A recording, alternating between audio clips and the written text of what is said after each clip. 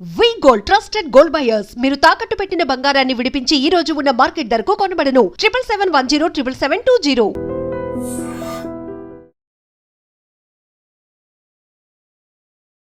వాపులు, ఎడిమా. ఈ వాపులు అనగానే చాలామందికి బాగా అర్థమయ్యేది ఏంటంటే కాళ్ళల్లో వాళ్ళు రోజంతా పని చేసినప్పుడు సాయంత్రం అయ్యేసరికి కాళ్ళలో వాపులు వచ్చేసి ఉంటాయి. ఇట్లా నొక్కితే గుంట పడుతుంది. తర్వాత పడుకొని ఉదయం నిద్ర లేచేసరికి వాళ్ళకి వాపులు తగ్గిపోయి ఉంటాయి. ఇది వాతజ సోఫా అంటారు, లేదా శోధ అంటారనమాట.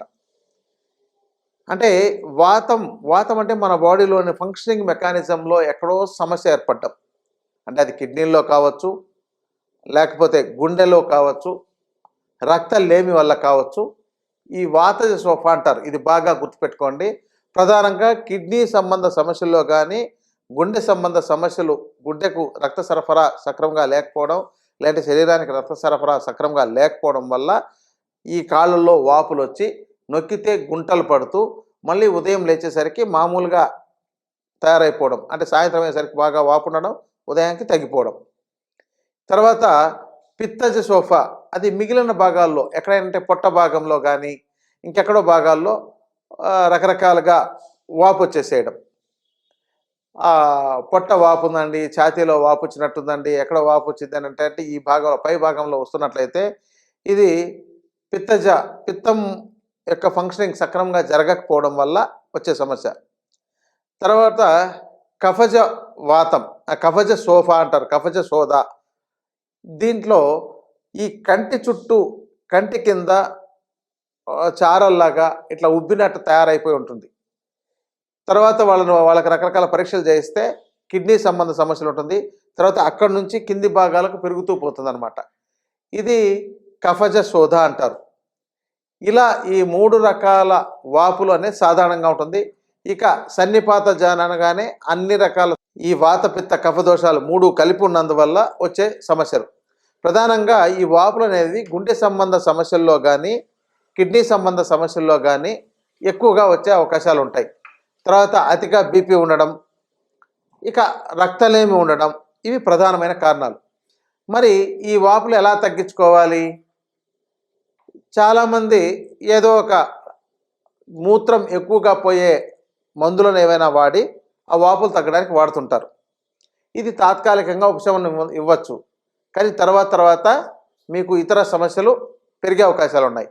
అయితే ఇక్కడ గుండె సంబంధ సమస్యల వల్ల మీకు వాపులు వస్తున్నట్లయితే మీరు తెల్లమద్ది చూర్ణము కషాయం చేసి దాన్ని కొద్దిగా తేనె కలిపి తాగడం కానీ, లేదంటే షుగర్ లాంటిది ఏమైనా ఉన్నట్లయితే డైరెక్ట్గా దాన్నే తాగుతుండడం కానీ, లేదంటే టీ లాగా తయారు చేసుకొని తాగడం కానీ, ఇది రెగ్యులర్గా చేయాల్సిన అవసరం ఉంటుంది గుండె సంబంధ సమస్యల్లో.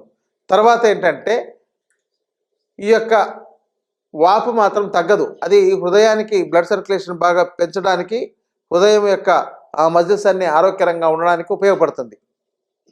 తర్వాత మీరేంటంటే పునన్నవ అంటే గలిజేరు చూర్ణం, లేదంటే గలిజేరు ఆకు రసం, ఇలాంటి దాన్ని మీరు దాంట్లో గలిజేరు వేర్ల కషాయం, వీటిని మీరు తీసుకోవడం ద్వారా మూత్రం మొత్తం బయటకు వెళ్తూ మీ యొక్క వాపులు తగ్గిస్తుంది. ముఖ్యంగా అది శోభహరంగా పనిచేస్తుంది. అంటే మూత్రం శోభహరంగా పనిచేసినప్పుడు మూత్రం వస్తుంది తప్ప అది మూత్రాన్ని జారీ చేసేది కాదు. చాలామంది మూత్రం బాగా పోవడానికి అది వాడుకుందాం అనుకుంటారు. మీకు మూత్రం బాగా పోవాలనుకుంటే పల్లేరు కాయల కషాయం తాగితే అప్పుడు మూత్రం బాగా ఎక్కువగా వెళ్తుంది. దానితో పాటు అల్లం రసము తేనె నీళ్ళలో కలిపి తాగుతున్నా కూడా మూత్రం బాగా వెళ్ళి ఆ యొక్క వాపులు అనేవి తగ్గుతాయి. తర్వాత ఎప్పుడైతే మీకు కళ్ళ కింద వాపులు లాంటివి వచ్చి, అంటే ఇక్కడ ఒక బెలూన్స్ లాంటివి తయారైపోయి, తర్వాత మీకు పరీక్షలు చేసుకుంటే కిడ్నీ సమస్యలు లాంటివి ఉన్నాయని తెలిస్తే మీకు ఈ యొక్క తెల్లమద్ది చెక్క చూర్ణము పనిచేస్తుంది. లేదంటే పచ్చిగా మీకు దొరుకుతున్నట్లయితే రోజుకు చిన్న ముక్క తీసుకొచ్చి దంచి కషాయం చేసి తాగుతున్నట్లయితే చాలా బాగా పనిచేస్తుంది. దాంతోపాటు పునన్నవ అనేది తీసుకుంటే దీనికి మీరు సొంటి చూర్ణం కలిపి తీసుకుంటున్నట్లయితే, లేదంటే అల్లం పచ్చిదాంతో దంచి రసం తీసి ఆ రసాన్ని ఒక గిన్నెలో పెట్టినట్లయితే తేటలాగా పైకి వస్తుంది. ఆ తేటను మాత్రమే ఉంచుకొని కింద పేరుకున్న దాన్ని వదిలేసేయాలి. ఆ యొక్క తేటను మాత్రం తీసుకొని దీన్ని కలిపి కొద్దిగా సైంధవలవణం లాంటిది కలిపి తీసుకున్నట్లయితే కూడా ఈ వాపులు తగ్గుతాయి. ఈ యొక్క వాపులు చాలామంది నిర్లక్ష్యం చేస్తుంటారు. అది అట్లాగే వస్తుంటుంది, మాకు రాత్రికి తగ్గిపోతుంటుంది, లేదా పొద్దున లేవగానే తగ్గిపోతుంటుందని నిర్లక్ష్యం చేస్తుంటారు. ఇది ఒక కారణం. తర్వాత రక్తలేమి, రక్తం మీకు సరిపడినంత లేకపోతే దానివల్ల కూడా వస్తుంది. అందుకని మీరు వెంటనే రక్త వృద్ధికర ఔషధాలు ఏవైనా, అంటే ముఖ్యంగా మనకు మునగాకు కూడా రక్త వృద్ధిని పెంచుతుందండి.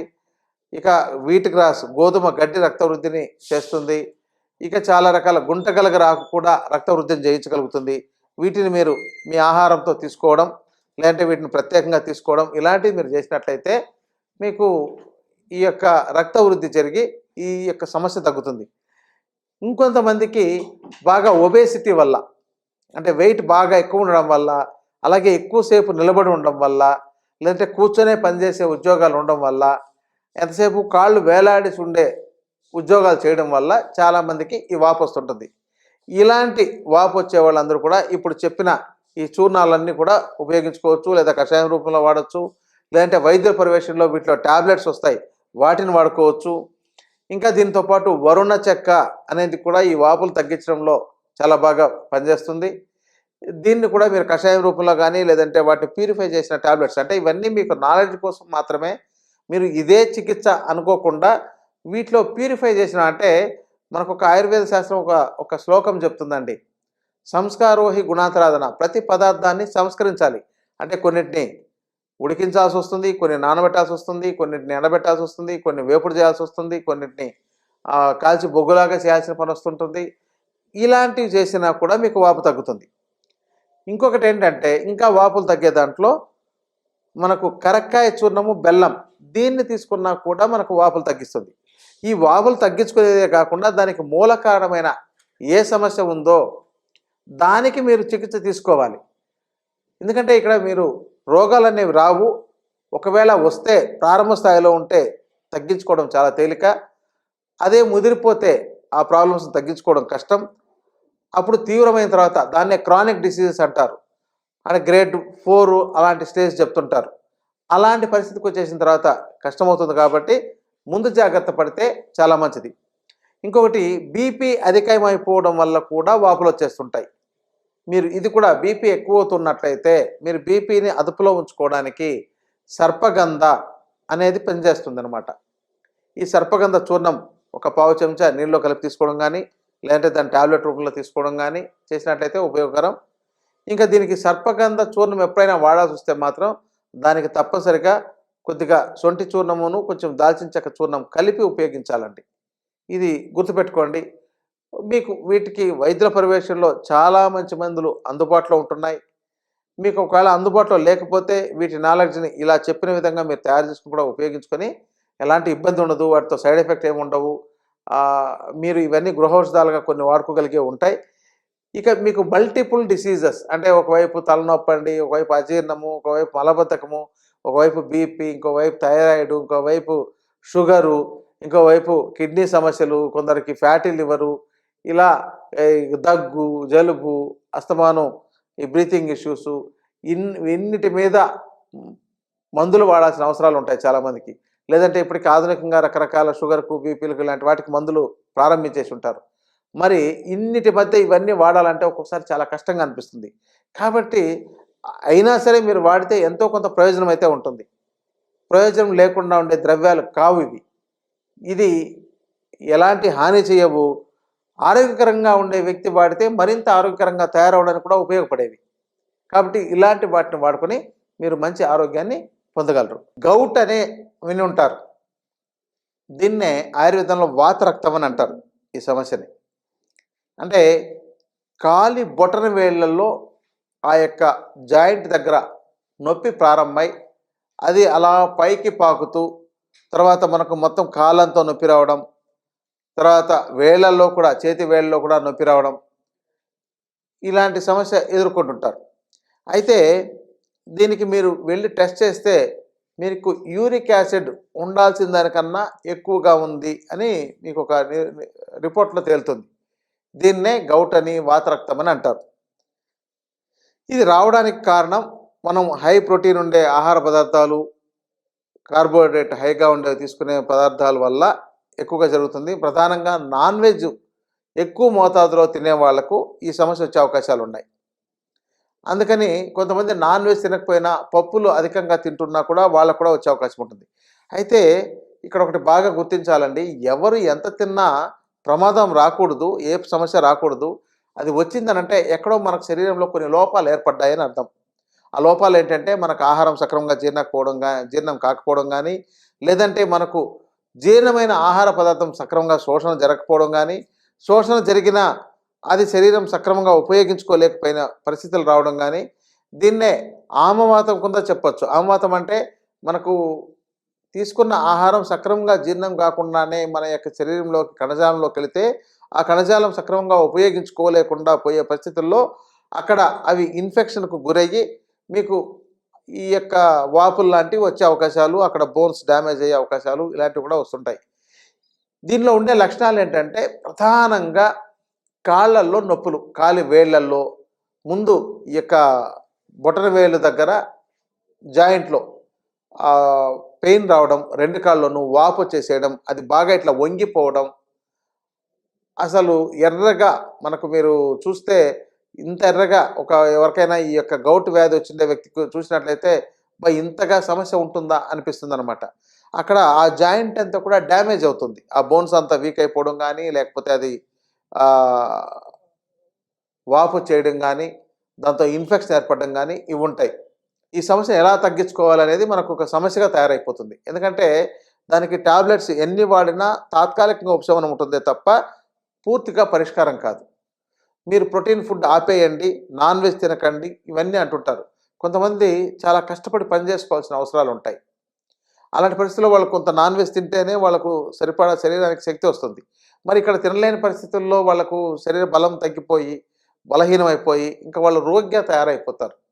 అందుకని వీళ్ళు మొట్టమొదట చేయాల్సింది ఏంటంటే, మీకు ఎన్ని సమస్యలైనా ఉండనండి, ఏ లక్షణాలైనా ఉండనండి, మీరు ఈ యొక్క గౌట్ అనేది వచ్చిన తర్వాత బల అనేది ఒక ప్లాంట్, దీన్నే తుత్తూరు బెండ అని అంటారు. దాని యొక్క బెరడు మీరు సేకరించి కషాయం చేసి తాగాలండి, ఇదొకటి. రెండవది తిప్పతీగను బాగా లావుగా ఉండేదాన్ని, అంటే బొటన వేలంతా లావుగా ఉండేదాన్ని తీసుకొచ్చి కచ్చాపచ్చగా దంచి కషాయం చేసి తాగాలండి. తర్వాత కోకిలాక్ష అంటారు. కోకిలాక్ష అంటే మనకు గురివిడి చెట్లు అంటారు. ఈ యొక్క గొరిమింటాకు చెట్లు అని కూడా అంటుంటారు. ఇది ఎక్కువగా చెరువుల్లోనూ వాటిలో దొరుకుతుంటుంది అనమాట. అది బాగా ముళ్ళు ఉంటాయి. దాని యొక్క ఆకులను సేకరించడం కానీ, లేదంటే మొత్తం ఆ చెట్టునే మీరు కట్ చేసి ఆ ముళ్ళను తీసి దాన్ని చిన్న చిన్నగా ముక్కలుగా చేసి ఆ ముళ్ళన్నీ తీసేసి ఆ యొక్క ఆకులు కాండాన్ని ఎండబెట్టి కచ్చాపచ్చాగా దంచుకొని కషాయం చేసి ఇది తాగాలి. ఈ మూడు మీకు చాలా బాగా పనిచేస్తాయి. అసలు ఇది ఒక్కటి వాడటం వల్ల మీలో ఆ గౌట్ వ్యాధి లేకపోతే ఆ యూరిక్ యాసిడ్ పెరగడం అనేది కూడా తగ్గిపోతుంది. చాలామంది యూరిక్ యాసిడ్ తగ్గడానికి మీరు ఆహారాన్ని మార్పులు చేసుకున్నా కూడా ఒక్కోసారి తగ్గదు. కానీ ఈ యొక్క కషాయం కనుక తయారు చేసి మీరు రోజు తాగుతున్నట్లయితే ఇది తగ్గిపోతుందండి. ఇలా ఎన్ని రోజులు తాగాలి? రోజు ఉదయం, సాయంత్రం కనీసం వీటి మూడింటిని కలిపైనా తీసుకోవచ్చు, విడివిడిగా కూడా తీసుకోవచ్చు. రోజు ఒక గ్లాసు చొప్పున కషాయం అంటే చూడండి, ఆ యొక్క చూర్ణాలన్నింటినీ మీరు ఒక 2 చెంచాలు 2 గ్లాసులు నీళ్లు పోసి మరిగించి ఒక గ్లాస్ అయిన తర్వాత వడబోసుకొని దానిలోకి మీకు టేస్ట్ కావాలంటే ఏదైనా కొద్దిగా సాల్ట్ కానీ లేదంటే కొంచెం సొంటి పొడి కానీ కలుపుకొని తీసుకోవచ్చు అనమాట. ఇలా రోజు ఉదయం సాయంత్రం 3 నెలల్లో 6 నెలల్లో సంవత్సరం అయినా కూడా మీరు వాడచ్చు, మీకు మొత్తం తగ్గిపోయేదాకా. యూరిక్ యాసిడ్ తగ్గిపోతుంది అండ్ మీ యొక్క గౌట్ పెయిన్ తగ్గుతుంది. తర్వాత మీకు అది ఇంకోటంటే మీరు అది వంగిపోకుండా ఉండే ముందే మీరు చేయాలి. ఆ బోన్ అయితే ఎప్పుడైతే ఆ వేలు ఇట్లా వంగిపోయి అక్కడంతా ఉబ్బిపోయింది అనుకోండి, మీరేం చేయాలంటే ఇసుకను వేపుడు చేసి ఒక గుడ్డలోకి వేసి మూట కట్టి కాపడం పెట్టాలి. రోజు ఈ విధంగా చేస్తున్నట్లయితే మీకు ఈ సమస్య తగ్గుతుంది. లేని పక్షంలో ఆ జాయింట్ మొత్తం ఇబ్బంది అయితే తర్వాత మీకు నడకకు సమస్య అవుతుంది, నొప్పి ఉంటుంది, ఒక తెలియని రోగం మన శరీరంలో చేరిపోయి తర్వాత దాంతో ఒక రకమైన ఇబ్బంది ఉంటుంది. ఇక దాని బాధ చెప్పలేని వర్ణాతీతం. మీరు రోగగ్రస్తులుగా తయారైపోతారు. ఇదండి ఈ యొక్క గౌట్ వ్యాధిలో ఉండే సమస్యకు మంచి పరిష్కారం. మీరు మిగతా మందులతో ఎంత పరిష్కారం చేసినా అది తాత్కాలికమే, కానీ ఈ యొక్క చెప్పిన పరిష్కారం చాలా బాగా పనిచేస్తుంది. దీనిలో మీకు ఇంకా తగ్గలేకపోతే వైద్య శాస్త్రంలో, ఆయుర్వేద వైద్య శాస్త్రంలో చాలా రకాల శాస్త్రీయ ఔషధాలు ఉన్నాయి. ఆ ఔషధాలని వైద్యుల పర్యవేక్షణలో తీసుకోవాలి. ఇదండి దీనికి సంబంధించిన సమాచారం. ఇంకా ఇతర డౌట్స్ ఏమైనా ఉన్నట్లయితే మీరు కామెంట్స్ రూపంలో తెలియజేయండి, తగిన జవాబు చేయగలుగుతాం. నమస్కారం.